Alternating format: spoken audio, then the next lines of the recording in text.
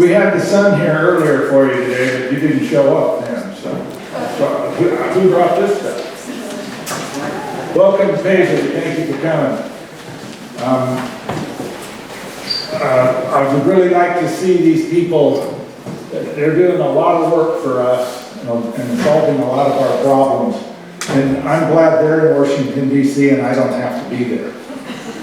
No offense to Washington, D.C., but I like it here. I would like for them, when they leave here in their trek over the mountains and everything, to be able to reflect on a very informative and good evening here. So that's kind of what we're looking for. I'd like to introduce Senator Merkley. During his service as the state representative and as our Oregon Senator, Jeff Merkley has emphasized fighting for the success of Oregon's working families.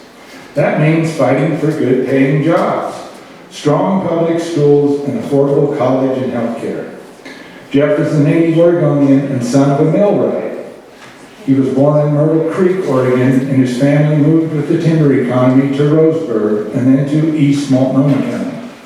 He was elected to the Oregon House of Representatives in 1998. In 2007, he became Speaker of the Oregon House and held that post until his election to the U.S. Senate. He began his involvement in politics as an intern for Oregon Senator Mark Hatfield. And in 2009, he was sworn in to the same Senate seat once held by Mark Hatfield. Jeff holds an open town hall in every Oregon county every year. This is his 15th town hall this year and his 375th overall town hall. We are happy to have him. Please welcome Oregon U.S. Senator Jeff Merkley.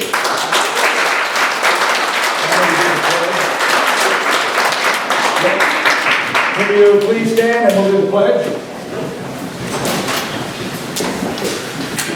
I pledge allegiance to the flag of the United States of America and to the republic for which it stands, one nation, under God, indivisible, with liberty and justice for all. Thank you.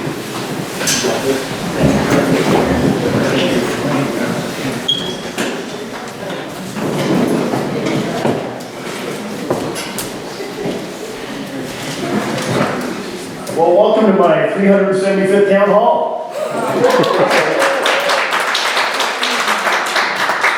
I realized that was one average of every 10 days since I was elected, and it's a steady feedback from the people of Oregon about the issues that matter, what's on people's minds. It's very useful to help identify challenges that need more input or more push in some way or another.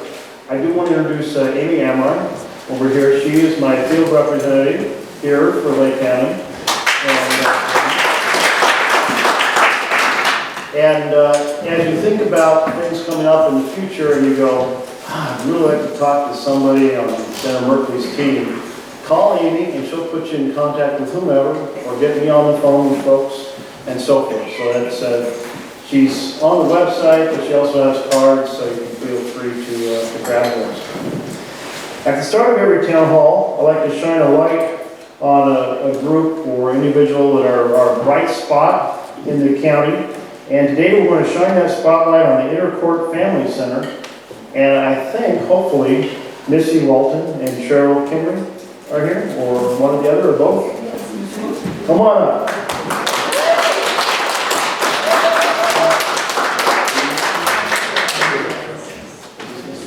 Hi, Missy. Good to meet you. And as I read all the things they're involved in, I thought, what are they not involved in? And this is, their list of topics that they undertake include seniors, the disabled, parents of special needs children, unemployed, and there was a longer list of this, but then also said, and just folks who need a little help. And from that comes Paisley Food Share and school breakfast lunch programs. Would one of you like to share some of the activities you're up to? And to whom may I pass this? Well, with ICFC, what we're a big part of in town is with the breakfast and lunch program at the Paisley School. We provide a breakfast and a lunch, and it's ran by Sheila. Her name's Sheila. She does a great job. She loves the kids, and she provides these wonderful meals. We have many volunteers from this town that show up every day to help with the serving of lunch and the making of lunch.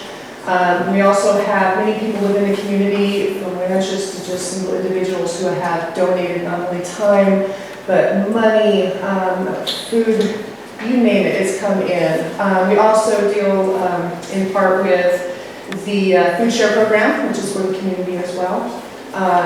We also have a transportation program that runs from Paisley to, I believe, North Lake, taking people from North Lake, Paisley to Bend or Klamath to different needs. We also work with veterans, local veterans.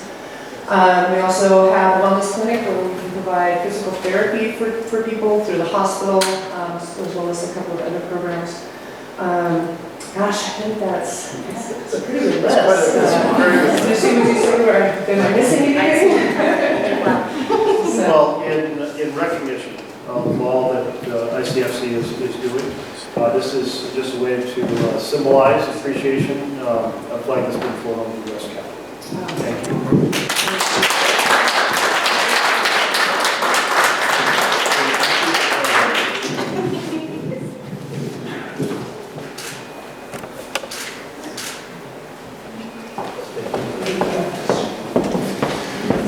So I thought I would share just a couple of the kind of the big overarching challenges that I see nationally. And of course, there's all sorts of local issues, state issues, whatever issues you'd like to raise. If someone's speaking and you just go, that person is just way off track and I completely disagree, still please be respectful to that individual. And when it's your turn, we'll ask everyone to do the same. We do have, we'll start with a student question. And then we'll turn to your questions, and I think the mayor has agreed to mix up all those tickets that you put in there so everyone can get an equal chance to raise something. I will say that normally I hover quite a long time after town hall, but with the storm coming in, and we're trying to get back across the mountains, I'm going to take off pretty directly afterwards, so I just wanted to apologize in advance for that. So three kind of really large mega issues. One is I'm very concerned about the corruption of our constitutional system. And by that, I mean, we've just seen rampant voter suppression, intimidation tactics. We're seeing a lot of gerrymandering. Well, stop it. And we're seeing a lot. Democrats should stop doing it. What the hell? And we're seeing a lot of dark money in campaigns, which is essentially the opposite of the vision that Jefferson laid out for distributed power among the citizenry. It leads to very, very concentrated power in our campaign system. So that's a big challenge, because what happens is you end up getting government buying for the powerful rather than buying for the people. And we saw that in 2017. There were two main topics that year. One was an effort to undo health care for some 20 to 30 million Americans. And the other was a tax bill that took, if you include interest, $2 trillion out of the federal budget. And the largest share, 80% of it, delivered to the richest Americans. Yeah, bullshit. And that's a big challenge. That's a very big challenge, because that leads to the second big issue, which is the investment in families. And there's a foundation for families, good paying jobs, health care, education, affordable housing, those four things. And so I'd like to see pulling back in some of that hundreds of billions of dollars and invest it in housing, in health care, in education, and good paying jobs here, because those are the foundations for thriving families. And then the third issue is carbon pollution.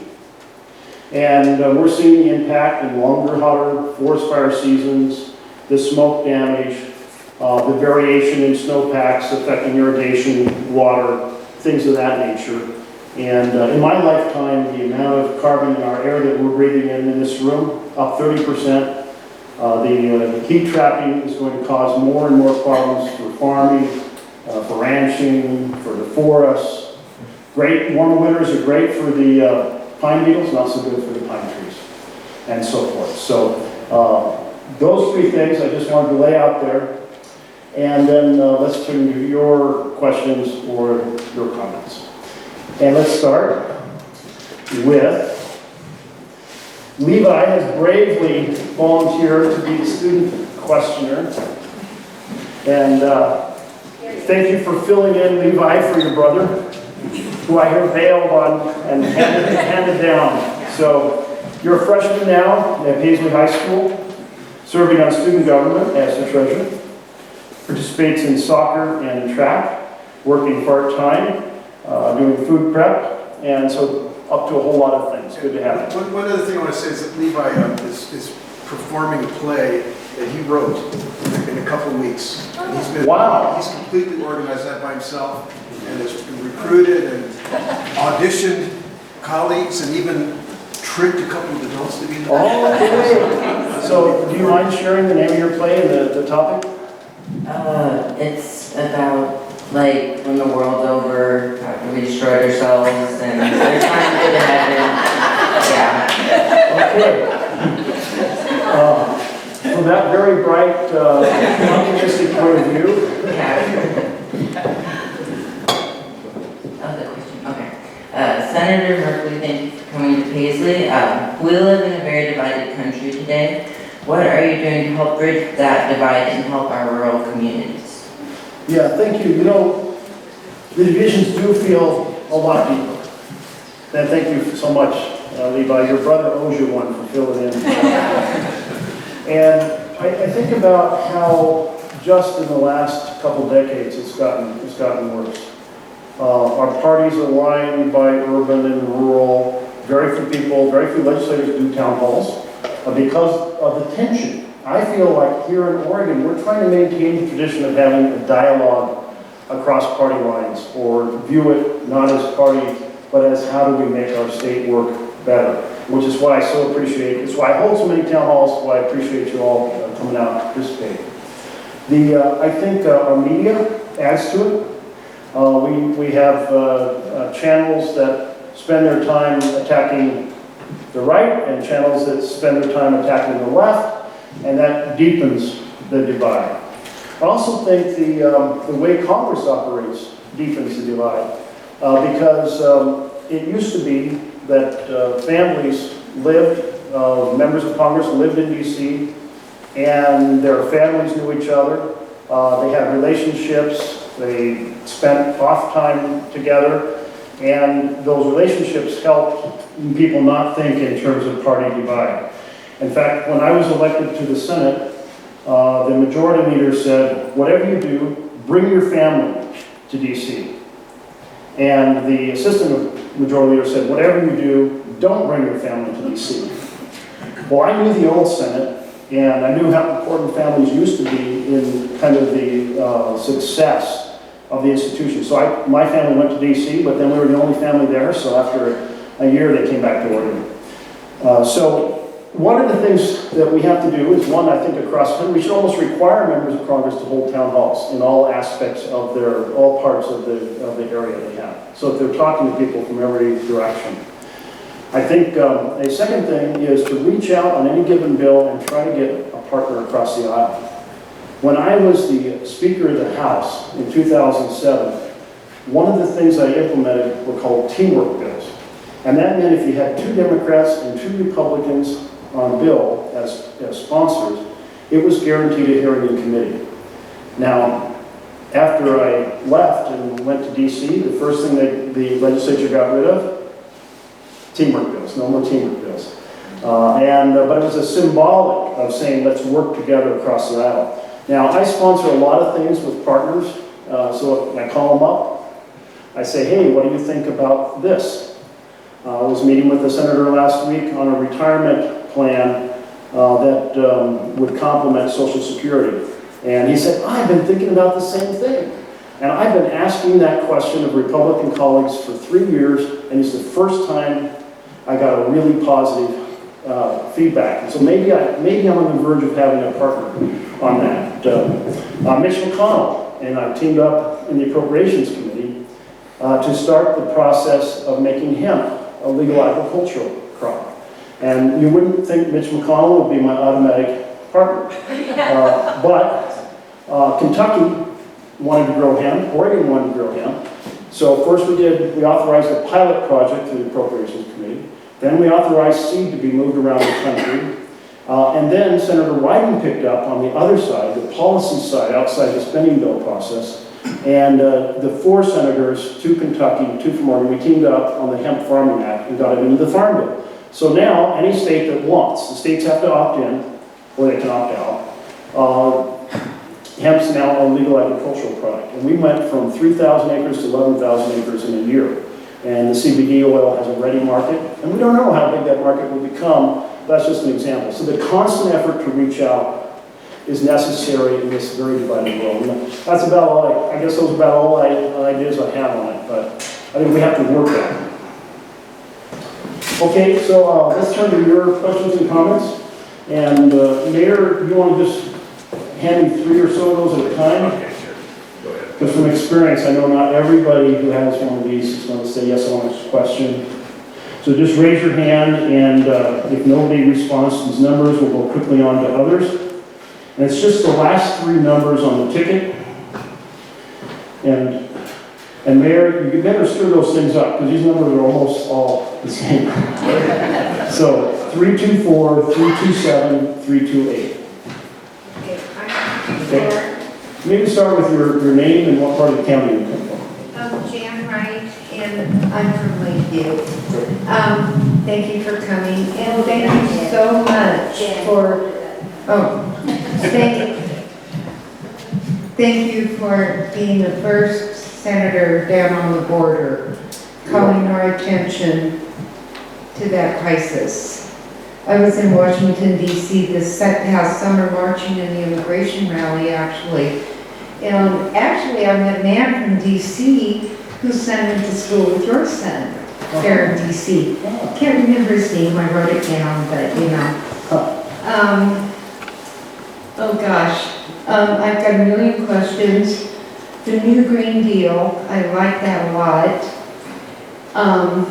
And also, in terms of hemp, what about industrial hemp?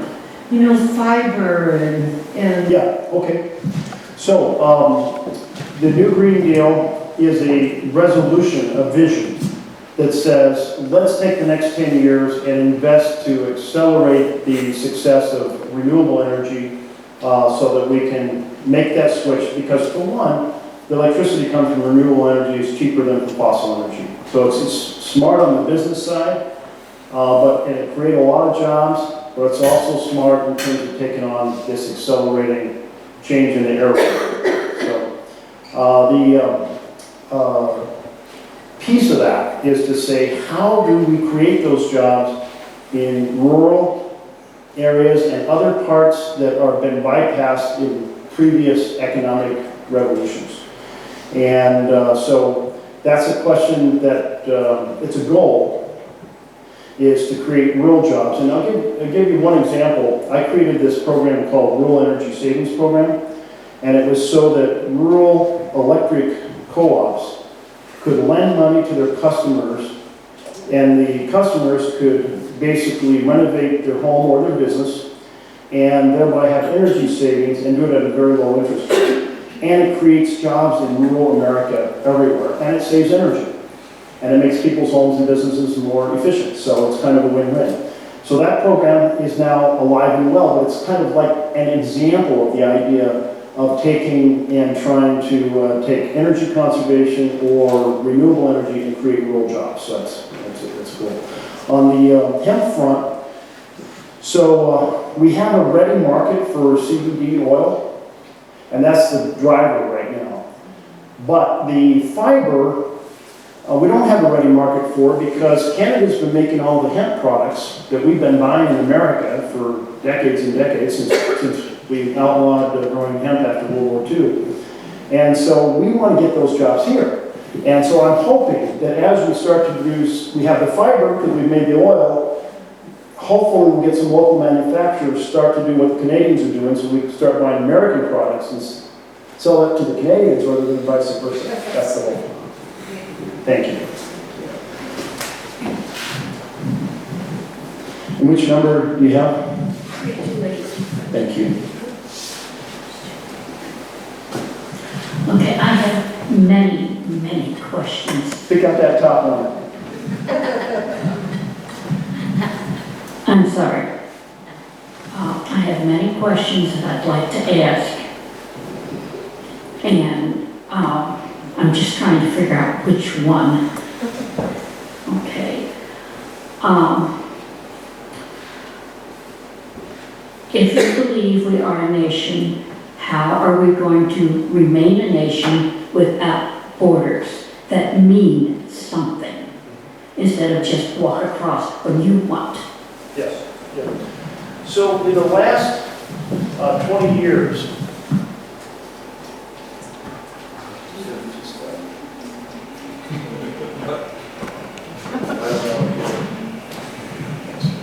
in the last 20 years, we've put a lot of barriers, hundreds of miles of fencing on the border. It added a lot of sensors at the port of entry. And it is very different now. I went down when I was first elected in 2009 to an area near El Paso, and we have the triple fences, night vision, goggles, 24-hour surveillance, and so on and so forth. None of that existed 10 years before in the year 2000. The conversation that has been focused on the wall is a question symbolically of border security. And the folks down on the border, the Border Patrol, says, look, the drugs are coming through the ports of entry because we don't have sensors for every truck. They're also coming through tunnels. And so we really need to double down on the sensors at the ports of entry and on detecting and shutting down the tunnels. We have a 100-mile inland section that people have to cross, so we're picking up people who are crossing between. And what the Border Patrol says for that is we need sensors. We need video cameras, sensors to be able to tell when people are coming so we can go out and pick them up. And so this is what's referred to as a 21st century approach to a 21st century problem. A wall itself, very expensive, easily defeated, and so that's the dialogue. Now we had bipartisan support for the 1.5 or 6 billion last year, and bipartisan support for the 1.37 billion this year for border security. And so it's been, you're shaking your head, but those are the... What about the 25 billion that was approved many years ago by Democrats? Yeah. Democrats approved By the same President thing. Obama, in that. I mean, the same damn thing. They're- And all of a sudden, because Trump proposes something, then you, Yeah. I mean, you just... So there was a proposal in regard to the legislation to resolve immigration and the Dreamers that had 25 billion of authorization with an initial portion of it authorized or funded, but 25 billion over multiple years. And the president said, well, bring the bipartisan proposal up. And so Lindsey Graham and McCain and a couple others took the proposal up. And the president changed his mind and said, no, I'm not supportive now because I don't feel comfortable with a portion of this dealing with the Dreamers. But it's an ongoing conversation. We had in 2013 a complete bipartisan bill through the Senate. We had 4 Democrats and 4 Republicans work out a plan, passed with supermajority support from both parties. It addressed almost all the elements of border security. By the way, more people are here in the U.S. without documentation from overstaying visas. That's a bigger problem than people coming across the border. And we don't have a computer system that tracks it. We don't even look for visas when people leave, so we don't know who's left and who's still here.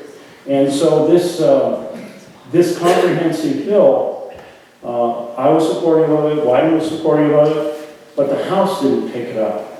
And so passed one half, didn't pass the other half. And I think it's something we should go back to, that framework from 2013. Anyway, that's a little bit of comments on your question. Okay, anybody else in that last first group? You still got one, don't you? Yeah, did we have 324? Let's just go to the next. Just keep going. 3, 2, 1. And 315. And 312. And if none of the above, we'll keep going. Right back here. Okay. Shake it.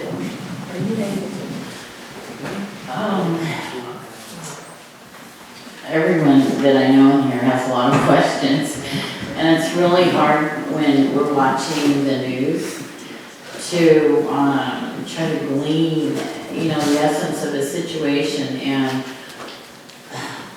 the border, the abuses of children at the border have concerned me a lot. And I wanted to say that I lived in Arizona. I was going to school there, and we went on a field trip to see a center for severely disabled and special needs people. It was a big training school. And they had the severe ward, and there were cages for the kids. And they were steel cages, and they were about the size of a crib with the high top. And there were so many that they were stacked up against the walls. They couldn't get to the kids that needed the help. And so when we were hearing the news about cages, I had every belief that it was entirely possible that kids were being abused. I've seen that so much. I've worked for a residential program where we have group homes. And I'd like to know, is there anything going on right now, or is that whole issue on hold with the kids that are institutionalized, including the teenagers that are been in there a long time? Yeah. So the cages came up in terms of the processing center for migrants. And when in June of last year, when I went down, the press had not been allowed in, legislators hadn't been allowed in, but I got permission to go in. And this was when the child separation had started the month before. I had read Jeff Sessions' speech in which he talked about deterrence and child separation. And I thought, this is not a good strategy. You do trauma to kids as a strategy of deterrence.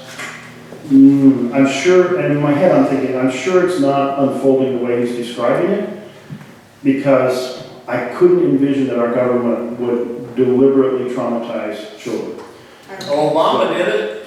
So I go down, and the border guards give me the briefing and say, here's what we've been instructed to do, and they're going to take me through the facility, and an initial room that had a series of chain link compounds. And by the way, those were not new. It's the same facility they've had for a long time.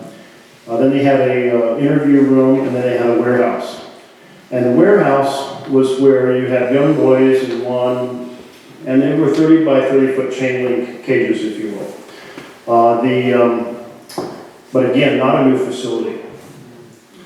And so they're walking me around, and I'm standing in front of this area that was about the size of that much, or something like that. Had about 15, 20 boys in it, and they were lining up by height.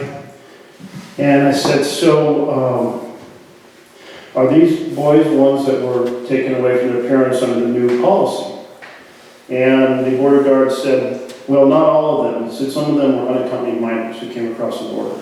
And I said, well, the rest? And they said, yes. And I said, so how does that work? And they said, well, we bring in the family through the door over yonder, and then we take the girls over there, mothers over there, and fathers over there, and boys here.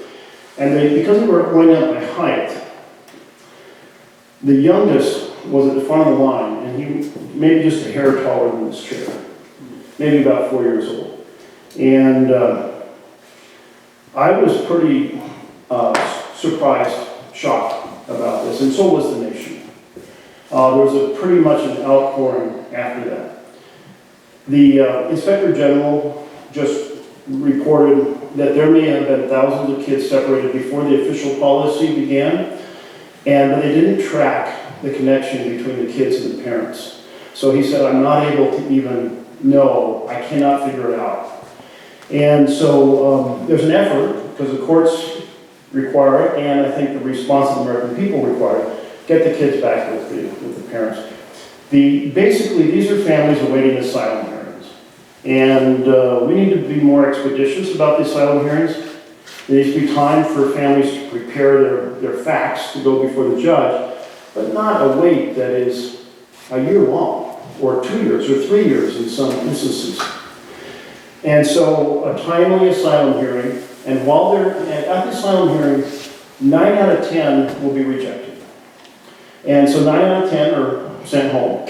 1 out of 10 is allowed to stay, on average. But whether we're sending the family home, or whether they're allowed to stay, we should be treating them with respect and decency in between. And the kids certainly shouldn't be in cages or child prisons. As of December, I went down to Tornillo, the new child prison in the desert that was established in June, had 2,700 kids in it. And a group of us held a press conference and said no. These kids, most of whom have sponsors who've already been approved, should be allowed to be with the sponsors so they can be in school, they can be in parks, they can be in homes until their asylum hearing. And a week later, the Trump administration agreed and released 4,000 kids out of that 15,000. But it's still an issue. The question is, we have to have an effective case management program.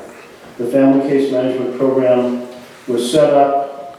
The Inspector General did a report on it and said when you assign a case manager to a family awaiting asylum hearing, he said 98, 99 to 100% of the families show up for the hearing.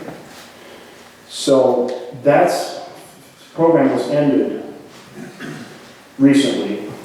It's a program we should actually not end. We should have that program. And in the budget we just passed, there's money to reestablish the Family Case Management Program. I hope the administration will do it, because when somebody knows that somebody has all their contacts and all their information and stays in contact with them every couple days, they show up, and they need to show up. Okay, so 312 and 315.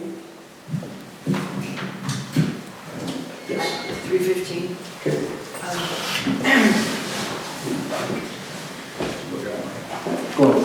My question is in reference to the Mueller report and concerns about the new AG and the information that is in that. I would imagine, I mean, it's going to be so intricate and detailed, but I'm concerned that not that much will be put out in the public given the current AG. And when you think back to Clinton, I mean, every page Ken Starr had all of the gory details published and available to the public. And I think it's an important enough issue that the public needs to know as much as possible what's in that report.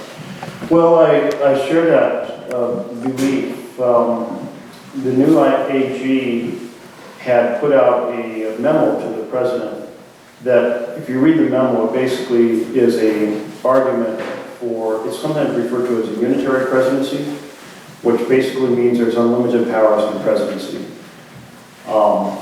A lot of people feel like that's why he was chosen as the nominee, because it's basically an argument that the president can do whatever they want because they're the president. I don't see that as consistent with the vision our nation was founded on. And so I'm very concerned that the new AG will not. The law says the report is to the AG, and the AG decides what Congress sees and what the public sees. So I'm concerned that we won't see what we need to see. And the AG... There's enough leaks from the Democrats that you've seen it all, haven't you? I'll be happy to come to you when your questions and numbers call, sir. I'll explain that. Anyway, so I share that concern. Yeah. So we'll see. So we have 311, 314, and 313.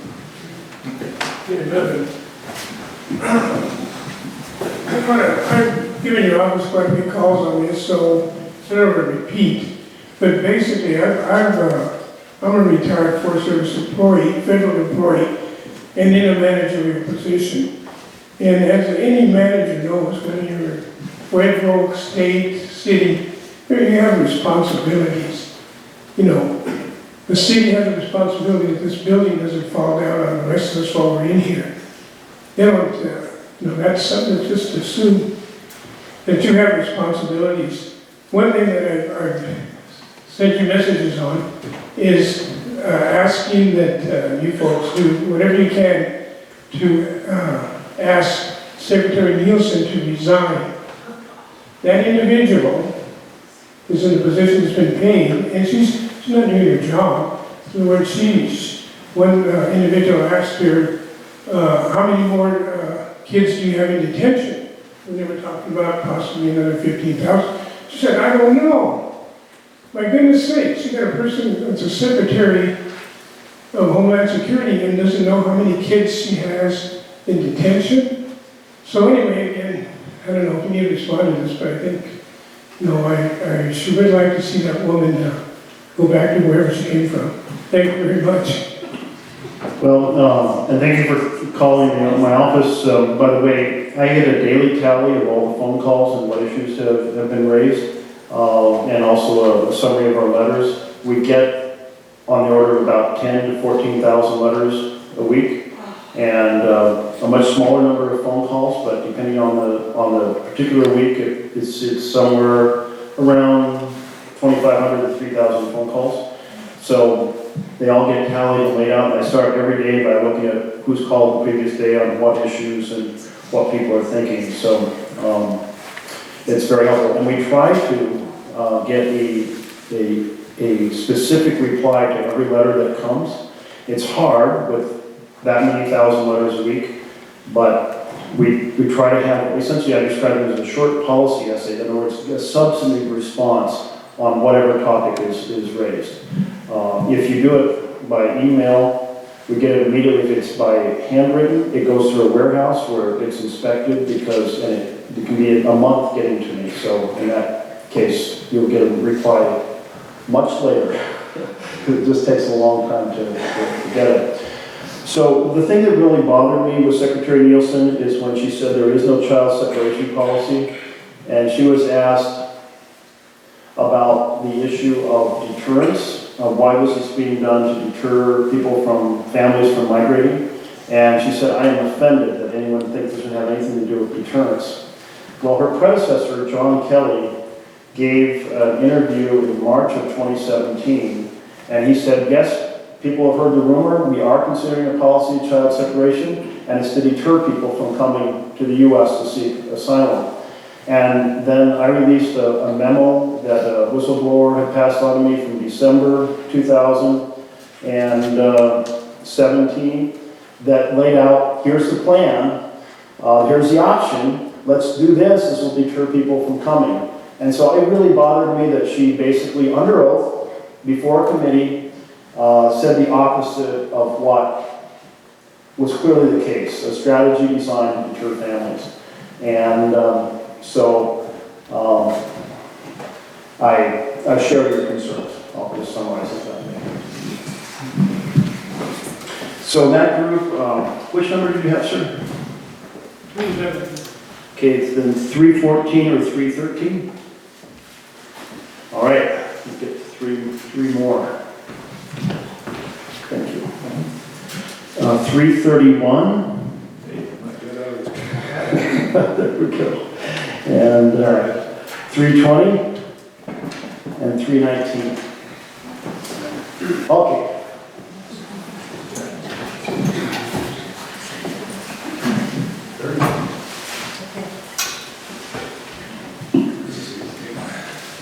This is 331. Okay, great. Thank you.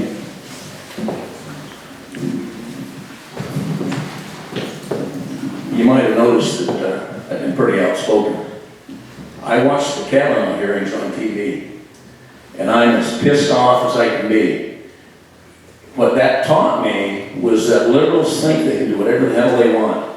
They were interrupting those hearings. That was embarrassing as heck in our country. And you condoned it. What you condone, you encourage. And you've encouraged me to be happy because I'm not really an outspoken person. Taught school for 32 years, and I never went to hardly a board meeting, never said anything. But you can only take so much. I mean, what you condone, you encourage. And I think you and other senators on the Democrat side condoned it 100%. I didn't hear anybody come out and say anything about it. The other thing you talked about earlier was how divided the country we are and everything.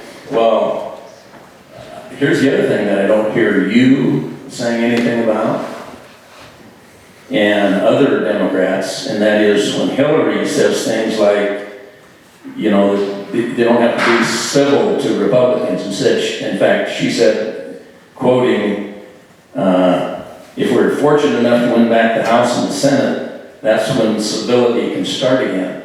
So he had no intentions of being civil up until that happened. Maxine Waters said, get in their faces at restaurants and gas stations and airports, and those things have happened. They've been on the news. Cory Booker, same thing, get in their faces.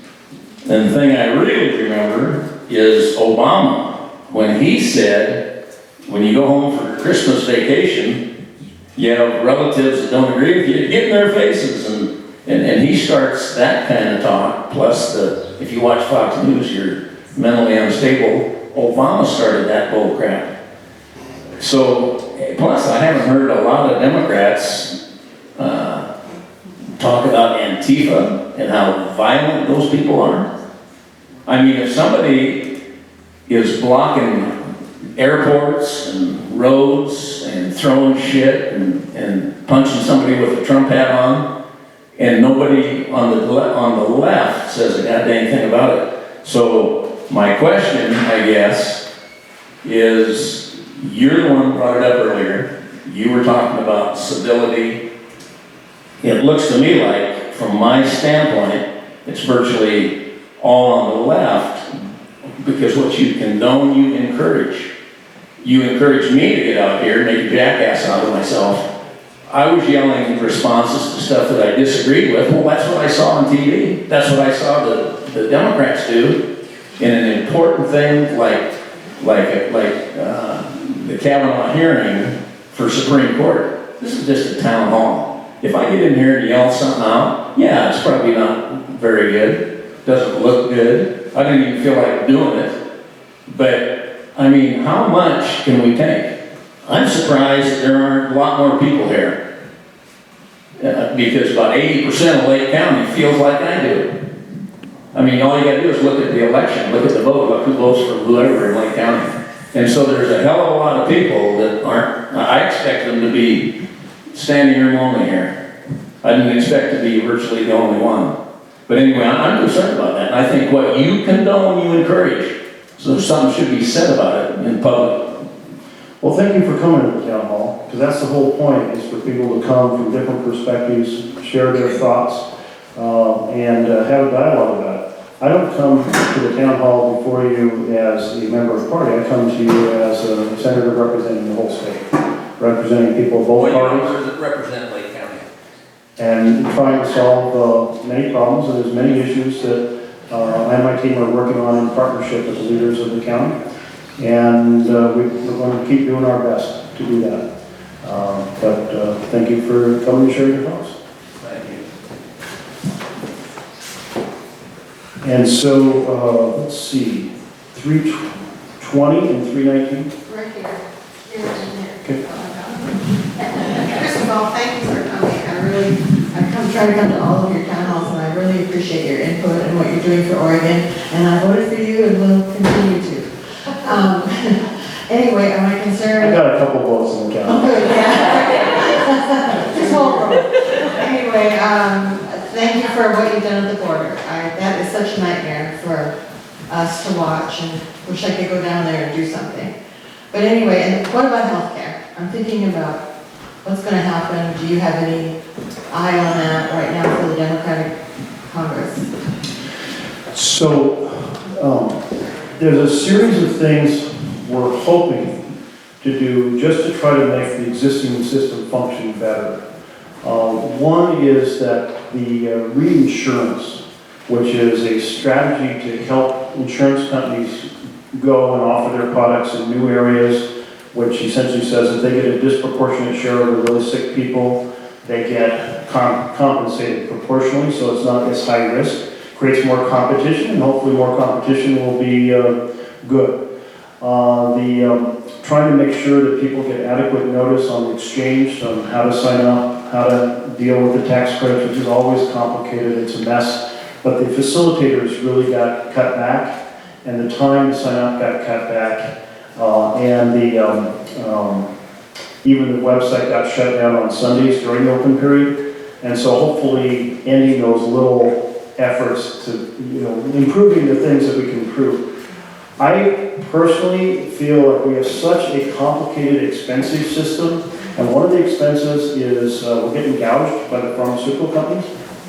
And so I proposed that the companies, and realize these companies are basing their drugs really on research that we fund in America, not on research Canadians fund, not on research the Japanese or the Europeans fund, but we can charge more than the Japanese, and more than the Europeans, and more than Canadians.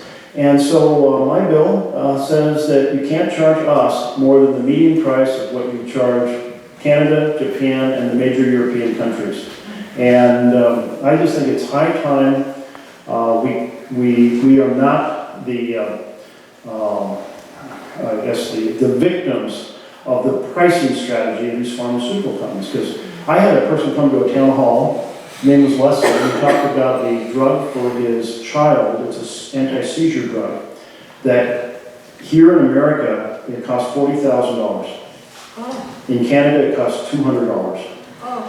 And, I mean, that's an extraordinary, extreme example, but it's not unusual. It could be 10 times as expensive, or 20 times as expensive. So let's quit being the victims of this pricing strategy.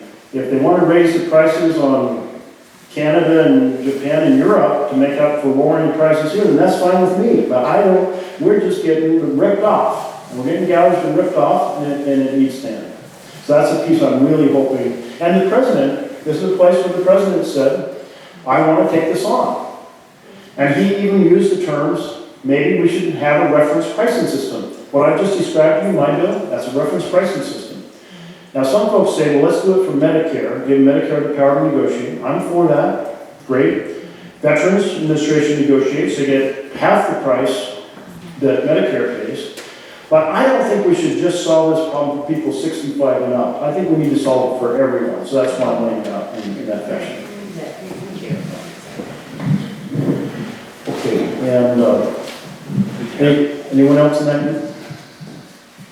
Okay.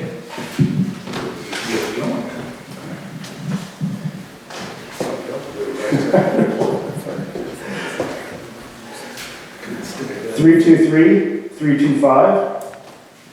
And 330.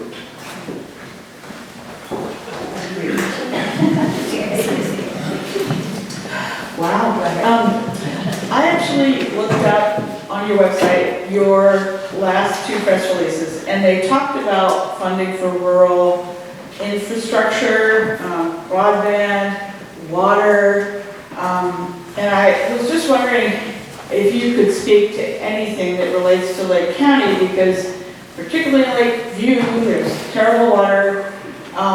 We could really use some housing everywhere in the county. I'm a social worker, so I'm often dealing with the people who are most in crisis about housing in particular. But if any of those recent bills will have an impact, and another one was on wildfire and wildlife management to try to prevent fires, which we've all been living through. Just if you had anything to say about Lake County. Yeah, so there's a few things that I've been able to pass, and others that I'm aspiring to pass, and so they'll only have an impact if I succeed. But on the water side, I've got a program passed called Water Infrastructure Finance Innovation Act, or people call it WIFI. And it's basically low-cost financing for communities to be able to clean water supply and wastewater treatment. And that came out of my town halls, where in county after county, when I met before the town hall with the county commissioners and the city, elected city councilors, they'd say, no, the biggest problem we have is the expense of the water system. That we have to upgrade it, the infrastructure's wearing out, we need more capacity. So that's a goal there. We have this, what we just passed under my WIFIA program provides $3 billion of low-cost funds across America. I'm not happy though the way it got implemented, which is the fees are too high for small communities to apply. And so I've got to go back to the administration and say, really? Come on. The whole goal is to enable, to facilitate this desperate need. And so stay tuned. There's been progress, but not where I want to see it get to. So that's on the waterfront. And housing front, I've been able to help expand the federal funding, but it's kind of in partnership with the state, and it's not enough. We have different housing problems in the cities and rural areas, but it's a crunch everywhere. And so the money basically, the budget had cut CDBG and the home program, and so I worked on appropriations to get those restored. So those help. But again, they're not enough. Worked on veterans vouchers, they're called VASH vouchers. A lot of those go to rural areas. Section 8 got improved. So yes, I used to work for Habitat for Humanity. I worked with the homeless. My wife worked with the homeless. We see the impact of the housing everywhere, and I'm going to keep pushing the housing front. And then on rural broadband, I pushed for an 11-fold increase because it came through. I'm the top Democrat on the Ag and Rural Development Spending Committee. And so I said, no, everywhere I go in Oregon, people say, look, if we want to keep our seniors, if we want to keep our small business people, if we want to keep our kids, we got to have broadband. And so even in the ag world now, a lot is being uplinked, downlinked, so on and so forth. Anyway, got an 11-fold increase from $60 million a year to $660 million a year, year before last. So I checked in recently to see how that funding was doing. And guess what? It hasn't gone out the door. It has not gone out the door. And we've now passed the next year's budget at a slightly reduced amount of about 500, but still way over the 60. So there's a pilot project that the administration has set up to figure out how to put the money out the door. And I do know that broadband's complicated because you have big companies, you have little companies, you have communities that want to do it on their own. And I'm kind of like, if any community gives a viable strategy, whether it's a big company, small company, or they're doing it themselves, then provide the grant. Because we can't, I don't think the federal government can say, well, that one works because it's a local community, that one doesn't because it's a big company. I mean, it's just like they're paralyzed. So we got to unparalyze the process. And so those are a couple of pieces of the effort. Okay, Senator, it's 5 o'clock, so. Well, so should we do a fast round of very short questions or comments and very short answers, like 3 more? And then I'm going to have to leave pretty quickly. Okay, let's do 3 more. Was anyone in that last group? 3:30, 3:23, 3:25? Okay, we'll go with you, sir, and maybe 2 more. Let's get 2 more hands in there. We got almost all of them out of there. Yeah. Okay, good. 3:30. Not sure if you read social media, but they were quoting a headline that had you saying that socialism is society coming together to increase the standard of living of our senior citizens, and wonder if you could comment on that. Well, I haven't seen that headline, and it doesn't sound like a quote. I was asked about the Trump speech where he attacked socialism, and I said, if you're talking about Medicare, and if you're talking about Social Security, I strongly support these programs. That these are very important programs for our seniors, and I'm going to keep fighting for them. So that's probably the reference. And so we only have a couple tickets left, so is there any, just raise your hands if you haven't had a chance to say something, or want to say something real quickly. And we'll just listen to each of your comments, and then I'll say goodbye. Oh, Senator, thank you. I had the privilege of going to DC last week, actually, to speak with Anthony in your office. I'm an advocate for migraines. That's what my wife suffers from. And we left a couple of asks at your office. I was hoping that those got to you. Migraine headaches? Migraine, yes. Migraine, referencing migraine and various headache disorders. There was also other things. It wasn't asking for more money. It was asking for allocations and to help the disabled from the condition, trying to make it easier for them. Because in the Blue Book, I'm not going to quote, I think it's the SSI Blue Book, there's no reference for them. And that's what our Headache on the Hill effort was trying to champion, to get out there so that we can get people that are influencers like yourself to try and make these things happen for people with this condition. Well, thank you for going to DC to make your voice heard and coming here to do the same. And I'll check in with Anthony about the longer discussion we had with him. If I can add to that, the form was submitted to him, so he should have the information from your guys' office. Oh, great. And Amy, if you can put it on our follow-up list. Thank you. Thank you very much. And, okay. Okay, Senator Merkley, mostly I just want to say, you know, I am a Republican, and I have had the good fortune of working with you in Klamath County for as long as you've been in office on complex. We have a whole decade together now. Yeah, a whole decade. We're still working on trying to solve things over there. But I just want to, I don't know, I just want to leave with a little better feeling in the room. And I mean, it feels uncomfortable when we think we are not able to ever get along across divides, because I think we spend so much time watching the news, which is extremely polarized, whether we, you know, I flip back and forth across the news. I watch the conservative stuff, I watch the liberal stuff, and then sometimes I just completely turn it off, right, Valerie? And say, I haven't learned anything new, so I'm not going to listen to any of it.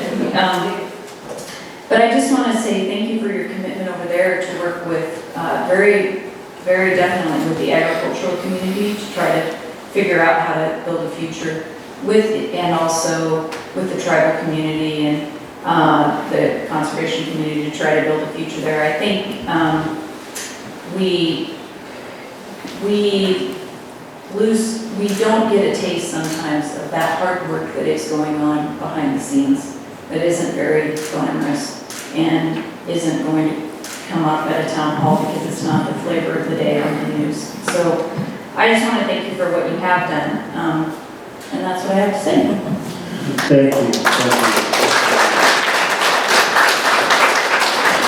And no one did more to do the bridge building to get all the various stakeholders in the room to work on the Klamath Basin Restoration Agreement. And so thank you for being that bridge builder. Yeah. Okay. I've been coming to all the meetings since you and Wyoming have had, and I appreciate that. I'm just going to give you this letter again. It was written in 2009 by my husband, and who has subsequently passed away. But it's about the windfall elimination tax that Reagan passed, and we're still promising. When he passed away, I would still keep working on this. It needs to be reevaluated because we were not the only people that were stuck in that. I'm a retired teacher. He was a government worker. But the shutdowns that we've had brought all of this to mind again, that, you know, we cannot use federal workers as whipping boys and girls. They are worthy people. They are really, and if anybody's going to have their salary eliminated, it should be the people that are in charge in doing it. I feel.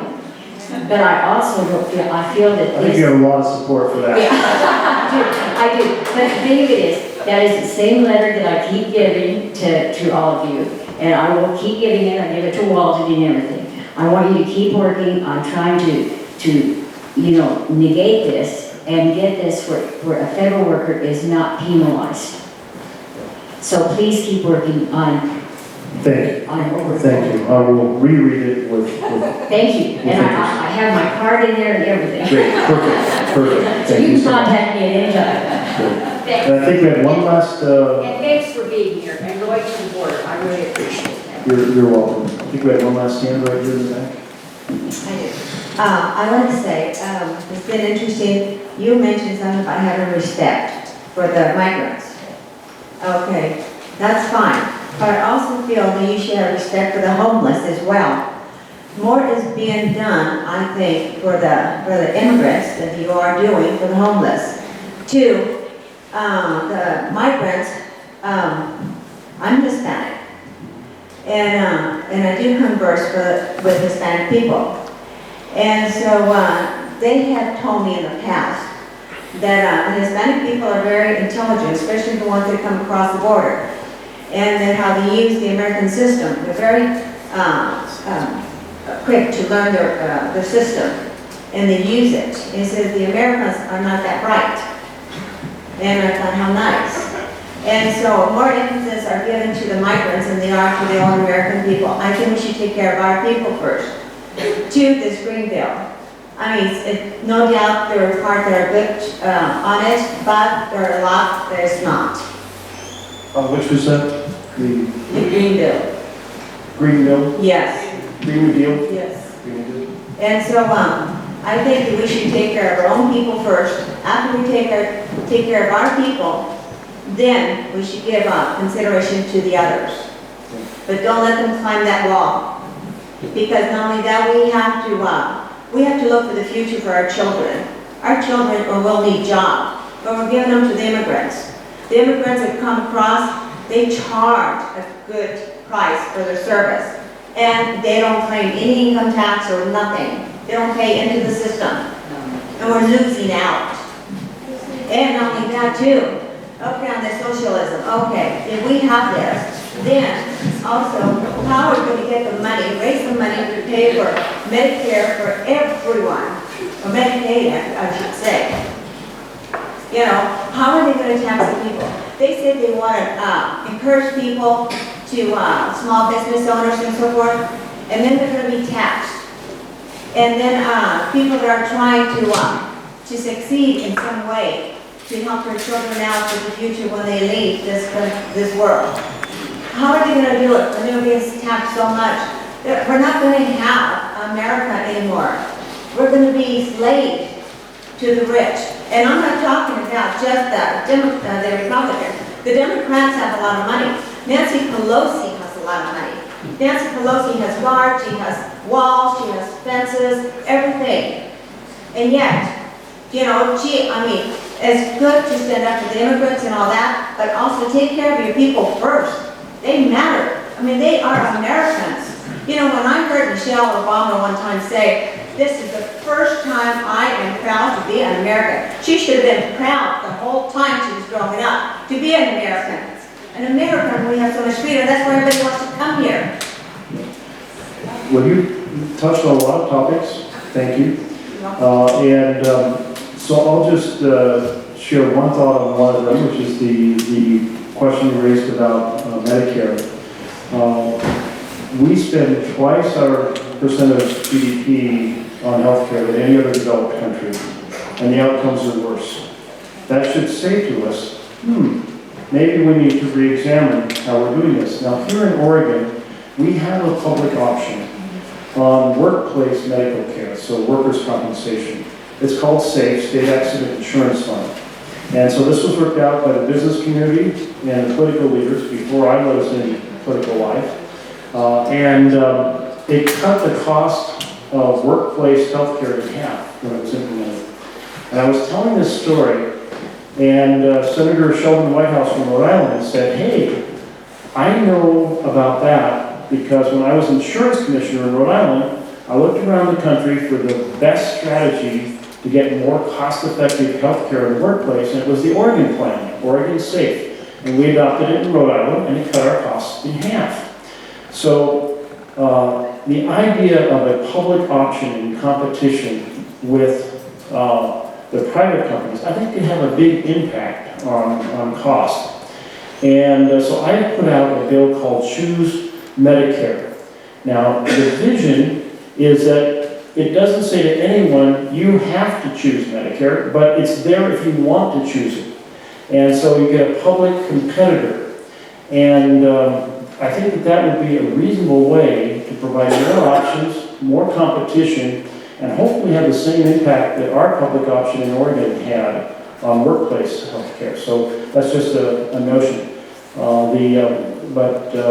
Anyway, thank you for sharing all that whole set of, I think you've got as many issues in as anyone ever has in the town hall. So, well done. And I just want to close by thanking you all for coming out to be part of the conversation. Because of the divisions that we've been talking about, it's important that we have this. It's important that every House member, every senator hold town halls. I hope every member of the Oregon legislature does town halls. I started doing town halls when I was first elected to the state house 20 years ago, and I can tell you how terrified the first time I got up before a group of citizens, and it was open question, ask anything you want. And I'd only been legislating for a short period of time, so I had a whole lot of, well, I've never heard of that topic before, which is not a great response to make.